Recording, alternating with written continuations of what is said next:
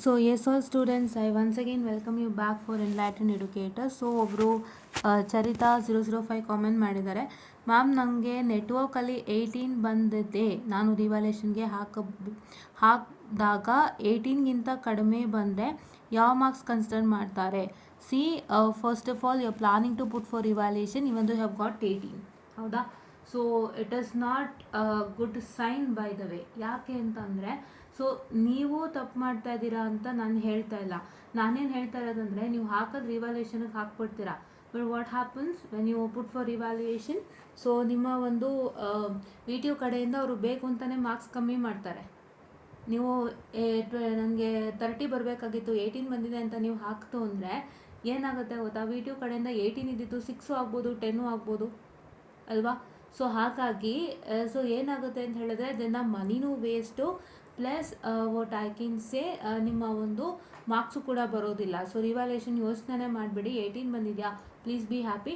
And ನಿಮ್ಮ ಡೌಟ್ನ clear ಮಾಡ್ತೀನಿ. So 18 ಬಂದಿದ್ದು, ಸೊ ನಿಮಗೆ ಅಕಸ್ಮಾತ್ ರೆಡ್ಯೂಸ್ ಆಯಿತು ಮಾರ್ಕ್ಸು ಅಂದರೆ, ಇಫ್ ಯು ಗಾಟ್ 18 ನಾವು, if you put for revaluation you get 6 ಅಂದರೆ, ಸೊ ನಿಮಗೆ 18 ರಿಟೈನ್ ಆಗುತ್ತೆ, 6 ರಿಟೈನ್ ಆಗಲ್ಲ. The 1 marks which is the highest after the revaluation will be considered as your final marks. So revaluation marks, ರಿವಾಲ್ಯೂಷನಲ್ಲಿ ಏನು marks ಬಂದಿದೆ plus whatever you have got it in the very first correction, so that will be checked up. And ಎರಡನ್ನೂ compare ಮಾಡುವಾಗ if your normal marks ಅಂದರೆ ಇವಾಗ ಏನು 18 ಬಂದಿದೆ, that is the highest, then 18 will be kept as it is. If your revaluation marks is high, then that will be kept, ಆಯಿತಾ? So highest ಮಾರ್ಕ್ಸನ್ನು final ಆಗಿ ಇಡ್ತಾರೆ. ಸೊ ಇದು ಒಂದು ತುಂಬ ಇಂಪಾರ್ಟೆಂಟ್ ಥಿಂಗ್. ಸೊ ಇದನ್ನು ನಾನು ಹೇಳೋದಕ್ಕೆ ಇಷ್ಟಪಡ್ತೀನಿ. ಸೊ ಈ ಥರ ಕೆಲಸ ಯಾರೂ ಮಾಡಬೇಡಿ, ಬಿಕಾಸ್ ಇದೊಬ್ಬರದು ನಾನು ಆಲ್ರೆಡಿ ಒಂದು ಎಕ್ಸಾಂಪಲ್ ಹೇಳಿದ್ದೀನಿ. ವೆರಿ ಫಸ್ಟ್ ನಾನು ರಿಸಲ್ಟ್ ಅಪ್ಡೇಟ್ ಕೊಡಬೇಕಾದ್ರೆ ಇದ್ರ ಬಗ್ಗೆ ಇನ್ಫಾರ್ಮೇಷನ್ ಕೊಟ್ಟಿದ್ದೆ. ಸೊ ನಿಮಗೆ ಮುಂಚಿತವಾಗಿ ಗೊತ್ತಿರಲಿ ಅಂತ.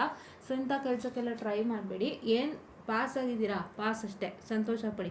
ಅದಕ್ಕೂ ಮೇಲೆ ಈ ರಿವಾಲ್ಯೂಷನ್ಗೆ ಹಾಕಿ ನನಗೆ 30 ಬರುತ್ತೆ, 40 ಬರುತ್ತೆ ಅಂತ ಹೋದರೆ ಅದು ಖಂಡಿತ ಆಗಲ್ಲ.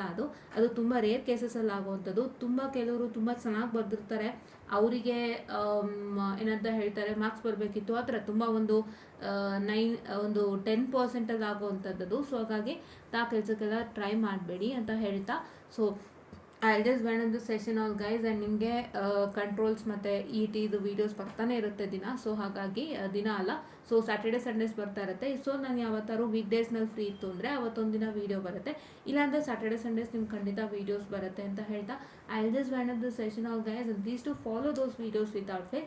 ಈ ಸರಿ ಏನಾಯಿತು ಅಂದರೆ, ಸುಮಾರು ಜನಕ್ಕೆ ನೆಟ್ವರ್ಕ್ ಅನಾಲಿಸಿಸ್ ವಿಡಿಯೋ ಹೋಗಲಿಲ್ಲ. ಸುಮಾರು ಜನ ನಾವು ರಿಲೀಸ್ ಮಾಡಿದ್ವಿ, ಬಟ್ ಸುಮಾರು ಜನ ಅದನ್ನು ನೋಡಲಿಲ್ಲ. ನಮ್ಮ ನಾರ್ಮಲ್ ವೀಡಿಯೋಸ್ ಇಂಪಾರ್ಟೆಂಟನ್ನೇ ಉಪಯೋಗಿಸ್ಕೊಂಡ್ರು.